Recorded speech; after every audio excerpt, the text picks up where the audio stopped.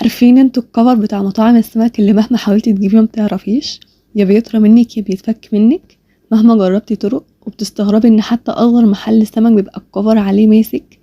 السر كله في حاجة بسيطة خالص. انا استعملت 3 انواع سمك وكانوا كاليماري وفليه وجمبري جامبو. اول حاجة استعملتها هجيب حوالي هنا نص كيلو دقيق في علبة تلاجة او علبة تخزين عشان اقدر يكون عميق، واحط فيه السمك ياخد الجوهر اللي هو محتاجه. وبعدين هنزل عليها ببابريكا وملح كمون وكزبرة وكيري، هي دي البهارات اللي انا هضيفها عليها فقط.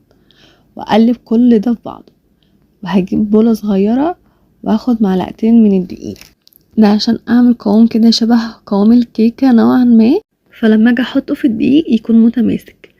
هضيف عليهم بقى معلقتين بابريكا عشان يدي لون احمر حلو كده، وعليها معلقة من الدقة